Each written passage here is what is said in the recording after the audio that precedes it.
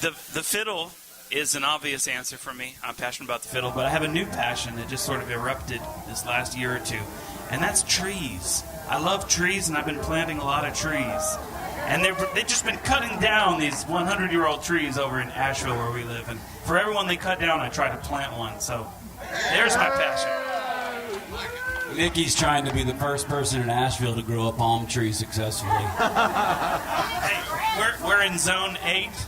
No, we're in Zone 7 up there in Asheville. But the way things are going with the climate, they're going to upgrade us to Zone 8 before long. So plant your date palms in Asheville, y'all.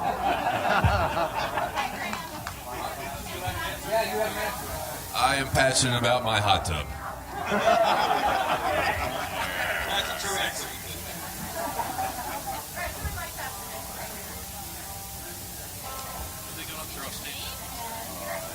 My name is Lee Zimmerman. Hey, Woody. I'm writing for Relics and Bluegrass Today.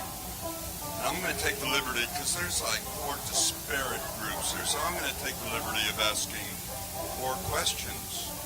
So I'm going to start with Miss Brown. Miss Brown, as an artist and an entrepreneur, we have a lot of your artists here from the wonderful Compass Records. So I'd like to know, what are your feelings about being involved with this festival, both as an artist and as a record company owner? Well, you know, if I'd had my head on straight, answering the question what my passion is, one of my passions is the roots music community. I just think a really beautiful thing happens when all of us get together in a place like this with music that's intergenerational. I think it's just such a positive force. So, I mean, really what we try to do with Compass Records is try to be kind of an agent for good within that ecosystem, and certainly appreciate all of your efforts, too, to help keeping the word out there, Lee. Thanks for that. All right, now, let's say next one's the Steve Canyon guys here.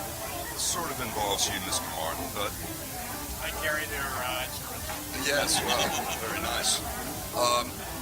So you guys now literally have kind of a dual career. You have your solo career, and then you have your career with Steve here. So I'm curious what that's like now to kind of have this double musical existence going on, both on your own and with Steve's. I mean, obviously, it keeps us quite busy, you know, because we want to do a lot of shows on our own, and we want to do a lot of shows with Steve, so we're touring quite heavy, but it's also really exciting because we have his whole catalog of songs and that we have to have ready every week, and then we have our whole catalog of songs, and as soon as our tour gets tiresome, we go out and do his tour, and it's wonderful, and as soon as his tour gets tiresome, we go out and do our tour, so we're always on our toes, and it's a fun thing to have a bunch of songs in your head all the time. And Mr. Martin?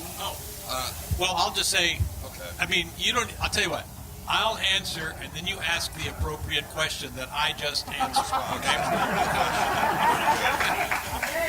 Yeah, it's like Jeopardy. No, I mean, I think your question was in there, but, 10 years ago, I think it was about 10 or 15 years ago, when did we start? 10 years ago, when I started touring with Rangers, I didn't know anybody in Bluegrass. Nobody.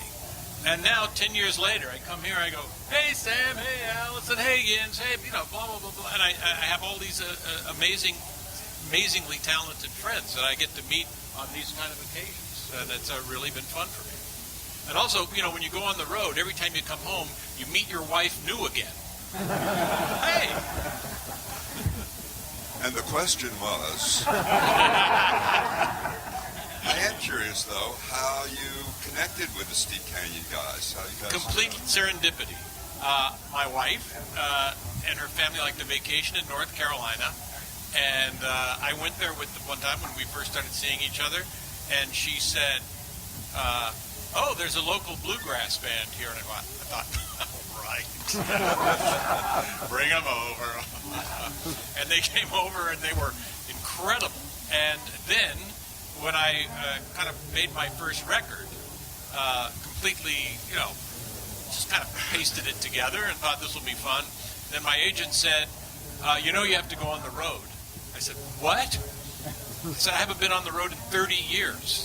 He said, well, so you can either hire a band with new musicians every time or get a band that exists, and so they're all available or online. I said, well, I only know one band. Steep Canyon Rangers. And it turned out to be incredible. It was like a perfect match by accident. Excellent. I'm not done. I have more questions, sir, but...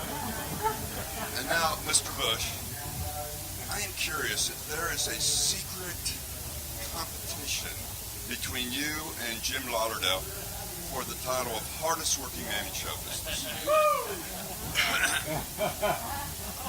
With Lauderdale?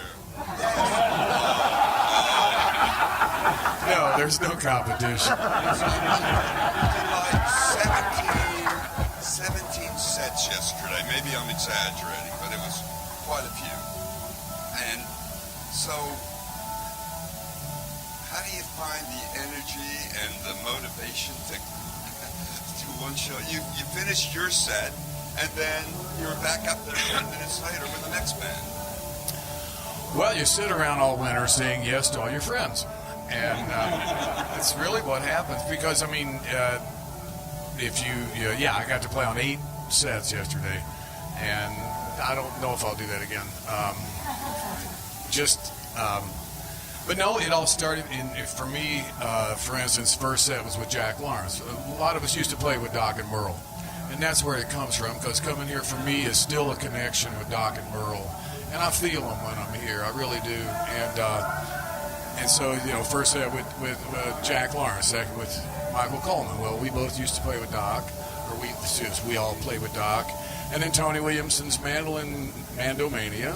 Well, I want to be part of that. That's my friend. I want to be with the Waybacks. So it's my buddies, and I'm very fortunate in that way, really. Because and this is 5 questions, but you are, of course, the king of Telluride. Do you have to keep that a secret when you're here? King of Telluride. I mean, because a little jealous. No, but my wife told me don't wear Telluride shirts at Merlefest.